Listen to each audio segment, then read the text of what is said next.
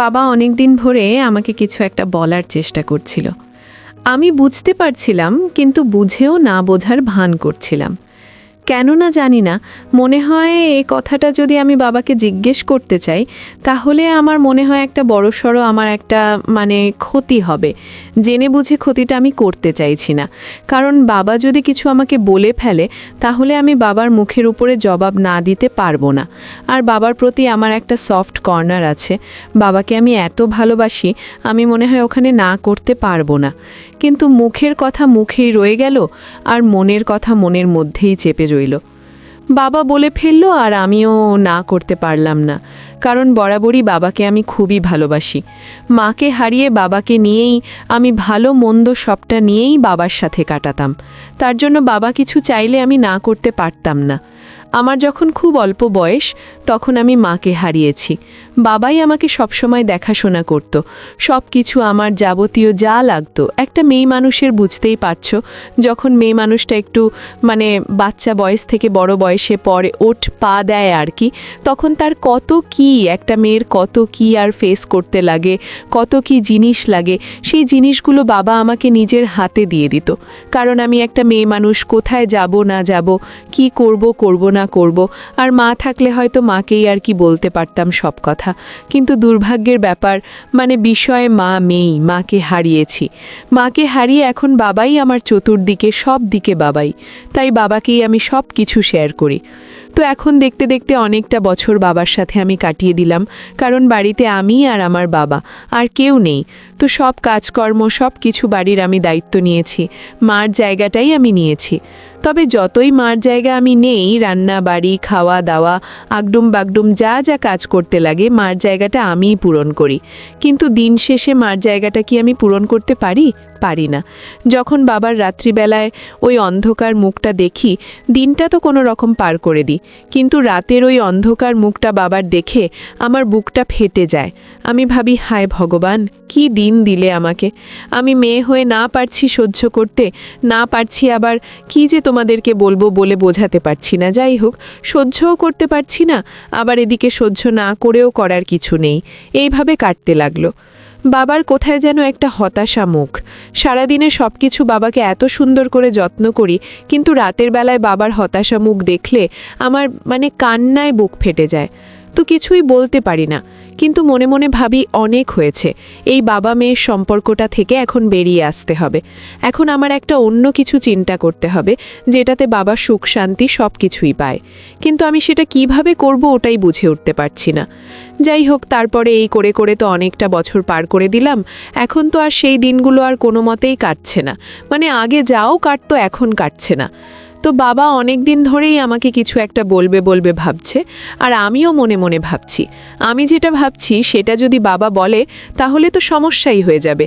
আমি তো না করতে পারবো না, বাবার মুখের উপর আমি জবাব দিতে পারবো না। অগত্যায় আমার করতেই হবে সেই জিনিসটা। অনেক ভেবেচিন্তে ভাবলাম, বলুক, বাবা যদি বলে আমি রাজি হয়ে যাব। আমি আর দিকান চিন্তা করব না। বাবার কষ্ট আমি দেখতে পারছি না। এতটা বছর বাবাকে সান্ত্বনা দিলাম, আর কত? বাবারও তো একটা আর কি শোক আনন্দ ফুর্তি আছে।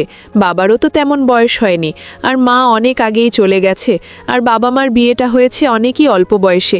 এই জন্য বাবারও এখন বেশি একটা বয়স হয়নি। তো বাবার শখ কালাত সব কিছুই পড়ে আছে। তার জন্য আমি ভাবলাম যে প্রত্যেকটা মানুষের একটা একটা নিজে আনন্দ ফুর্তির জন্য আর কি খুবই একটা দরকার, যে যখনই সময় তখন করতে না পারলে পরে কি আর সেই সময়টা ফিরে পাবে না। মানুষের দিনের সাথে সাথে বয়স বাড়ছে, তো ইচ্ছা থাকলেও তখন আর কোনোভাবে সেই আনন্দ ফুর্তি করতে পারবে না। এগুলো মনে মনে নিজেই চিন্তা ভাবনা করছি। তারপরে বাবা যখন দেখি আমার দিকে এসে হাঁ করে থাকে, আমাকে দেখতেই থাকে, আমি নিজেকে একটু কেমন গুটিয়ে শুটিয়ে নেই, যে বাবার তাকানোটা কেমন যেন একটা অস্বাভাবিক। বাবা আমার দিকে নর্মালভাবে তাকাচ্ছে না, কেমন একটা অস্বাভাবিকভাবে তাকাচ্ছে। কিছু বাবা বলতে চাইছে। আমি না জানার ভান করেই তো এতদিন কাটিয়েছি। এখন তো আর নয়, এখন তো অনেক বছর অনেক দিন কেটে গেল। তার জন্য ডিসিশন নিচ্ছি, এখন যা বলার বাবা বলবে আমি সেটাতে হ্যাঁ বলবো। যেমন কথা তেমনি আমার কাজটাও এত তাড়াতাড়ি যে সম্পূর্ণ হবে আমি বুঝতে পারিনি। আমি ভেবেছিলাম হয়তো বাবা এত তাড়াতাড়ি বলবে না। ওমা, মনের কথা বাবা যে এত তাড়াতাড়ি বুঝতে পারে কি করে আমি সেটা নিজেও বুঝতে পারিনি। আসল কথা, মা হারানোর পর বাবাই তো আমার সবটা দেখতো, আমার ভালো মন্দ সব কিছু বাবা বুঝতে পারত। তার জন্য মনে হয় বাবা মনের কথা বুঝে গেছে। হঠাৎ করে আমি রান্নাঘরে রান্না করছিলাম। অনেক দিন ধরে বাবা বলছিল চাউমিন খাবে, চাউমিন খাবে। রাতের বেলা, তাও কিন্তু দিনের বেলা না, রাতের বেলা। তো আমি বাবার জন্য রাতের বেলা চাউমিন করছি। বাবা অমনি রান্নাঘরে এসে আমাকে বলছে, আরে রিয়া, কি করছিস? আমি বললাম তোমার ফেভারিট আইটেম করছি। বাবা বলছে কি? আমি বললাম চাউমিন। বাবা মনটা খুশি হয়ে গেল। বাবা বলল, বাবা আজকে তো সেই ব্যাপার, তাহলে তুই আমার মনের আশাটা পূর্ণ করলি। যাই হোক, এই আশাটা যখন পূর্ণ করলি তাহলে আরেকটা আশা আছে, সেই আশাটা পূর্ণ করবি? আমি বললাম অবাক চোখে, কি আশা বল না। না না, এইভাবে বলা যাবে না, এটা একটা গুরুত্বপূর্ণ কথা। তো তুই এক কাজ কর, চাউমিন বানিয়ে ভালো করে খাবারটা আমার ঘরেই নিয়ে চলে আয়। বেশ বসে বসে খাবো, তারপরে গুরুত্বপূর্ণ কথাটা বলবো।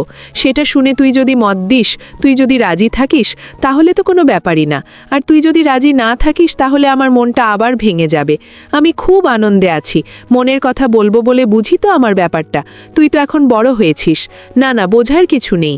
মা বাবা এগুলো কথা বলতে বলতে মেয়ে রান্না করছে আর বলছে, সবটাই বুঝেছি, কিন্তু বাবা মাঝখানে আবার একটু কিন্তু আছে। বাবা বলল, কোনো কিন্তু শুনবো না।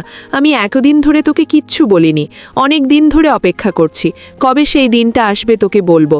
আমি আর পারছি না। তুই এক কাজ কর, আমার ঘরে খাবারটা নিয়ে চলে আয়, তারপরে সবটা তোকে বলবো। তাহলে তুই বুঝতে পারবি যে আমি কতটা অসহায়।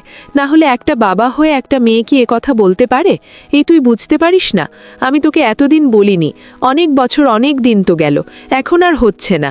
বুঝিসই তো, সবারই তো একটা বয়স আছে, সবারই তো একটা সকাল রাত আছে, সবারই একটা সময়ের মূল্য আছে। এই সময় চলে গেলে কি আর ফিরে পাবো না। এই বলে বাবা মেয়েকে অনেক কথা বলল। বলার পরে মেয়ে বলল, ঠিক আছে বাবা, তুমি তোমার ঘরে গিয়ে রেস্ট নাও, আমি একবার খাবার নিয়ে তোমার ঘরে যাচ্ছি। সবটা তোমার ঘরে গিয়েই বলবো, এইভাবে ঘোরাফেরা করে বলা যায় না। আমারও কিছু বক্তব্য আছে, আমার কথাগুলো বলতে হবে, কারণ আমি তোমার মেয়ে। আজকে আমি যদি না বলতে পারি তাহলে হয়তো আর কোনোদিনও বলতে পারবো না। আমি বুঝতে পারছি তোমার অসুবিধাটা বুঝতে পারছি বলেই তো আমিও একটা ডিসিশন নিয়েছি। হয়তো তোমার ডিসিশন আর আমার ডিসিশন একই হতে পারে, কারণ আমি তো নিজের চোখেই দেখছি প্রতিটা মুহূর্ত। আমি সব কিছুর তোমাকে সুখ দিতে পারলেও কিছু কিছু জিনিস তোমাকে আমি আর কি আনন্দ দিতে পারবো না। তাই ভাবলাম যে না, এখন আমার ওইগুলো চিন্তা করলে হবে না বাবা। মেয়ে এখান থেকে বেরিয়ে এসে আমার অন্য চিন্তা ভাবনা করতে হবে, কারণ তোমার সেই হতাশা মুখ, অন্ধকার মুখ দেখে আমার দিন কাটে। আমার ভালো লাগে, সারা দিন আমি তোমার আনন্দের জন্য, তোমার খুশির জন্য সব কিছু করি। সেই যদি রাতের বেলায় তোমার অন্ধকার মুখ দেখি তাহলে আমার খুবই খারাপ লাগে। এগুলো আমি সবই বুঝি, সবই জানি। মামা বলল, সে তো তুই বুঝবি জানবি, তুই তো এখন অনেক বড় হয়েছিস, এই জন্যই তো তোকে বললাম, তুই আমার মনের ব্যাপারটা একটুতেই বুঝতে পারবি। আমি যখন তোকে সব কিছু খুলে বলবো তখন তুই নিজের থেকেই আমাকে বলবি, হ্যাঁ বাবা ঠিক আছে, আমিও তোমার কথা শোনার জন্য রয়েছি, আছি অপেক্ষায়, তুমি আমাকে কি কথা বলবে। আমি কিছুটা আন্দাজ করতে পেরেছি, কিন্তু তোমার মুখ থেকেই শুনবো। আশা করি আমি তোমাকে এবার আর অমত করব না। তোমার মনের অবস্থাটা আমি বুঝতে পারছি, কারণ আমি তো এখন অনেক বড় হয়েছি, এখন আমাকে সব কিছু খুলে বলতে হবে না বাবা। এই শুনে খুশি হলো বাবা, বলল, যাক, আমার মেয়েটার অনেক বড় হয়ে গেছে, এখন আর আমার কোনো দুঃখ কষ্ট থাকবে না, আমার চিন্তা থাকবে না। মেয়ে বলল, কি করব বাবা, আজকে যদি মা থাকতো তাহলে কি আর এগুলো হতো না। আজকে মা নেই, যতই আমি মার জায়গা নেই, কিন্তু সম্পূর্ণ মার জায়গা নিতে পারছি না। তার জন্য আমি ভাবলাম এখন থেকে পুরোপুরি মার দায়িত্বটাই আমি পালন করব। মেয়ে হয়ে বাবাকে মারতে বউয়ের দায়িত্বই আর কি হিসেবে পালন করব, কারণ মা সবটাই সামলায়, আর আমি এখনো সম্পূর্ণভাবে সামলাতে পারছি না। আমার এইটাই চিন্তা ভাবনা। তুমি এখন কি বলো? বাবা বলল, হ্যাঁ, এই শুনে আমি তো খুশিই হয়ে গেলাম, কারণ তোর মাকে আমি বড্ড ভালোবাসতাম, আর তোর মার স্মৃতি আমার চতুর্দিকে ভাসছে। সেই জন্য আমিও চাই তুই পুরোপুরি ওই রকমভাবেই আর কি দায়িত্বটা নে। এই বলে বাবা বাবার ঘরে যাওয়ার জন্য আর কি বেরিয়ে পড়ল। মেয়ে বলল, ঠিক আছে, তুমি কাজের থেকে আসছো, তুমি রেস্ট নাও, আমি তোমার ঘরে যাচ্ছি, আমি খাবার নিয়ে তারপরে ওখানে গিয়ে সব কথা হবে। আশা করি তোমার সাথে আমার একমত হবে, তুমি চিন্তা করো না, আমি আমার মন প্রাণ দিয়ে সব কিছু দিয়েই তোমাকে তোমাকে আমি উজাড় করে ভালোবাসবো, কারণ তুমি আমাকে ছোটবেলার থেকে মানুষ করেছো। তোমার ওপরে আমার আর কেউ নেই। তুমি যা বলবে আমি সেটাই অক্ষরে অক্ষরে মানব। আর মা থাকলে আজকে এই ব্যাপারটা হতো না। তার জন্য আমি এবার ডিসিশন নিয়েই নিয়েছি। আমি বুঝতে পারছিলাম অনেক দিন ধরে তোমরা কিছু একটা বলতে চাচ্ছ, কিন্তু বলতে পারছো না। বাবা বলল, কি করে বলি বলতো, তুই তো আমার মেয়ে। আমি সব কথা কি তোকে মুখ ফুটে বলতে পারি না। তোর নিজের থেকে যদি তুই না বুঝতে চাইস আমি কি করে বলবো? মেয়ে বলল, একদম ঠিক, আমি তোমার মনের কথা বুঝে গেছি। তুমি যাও ঘরে, আমি যাচ্ছি।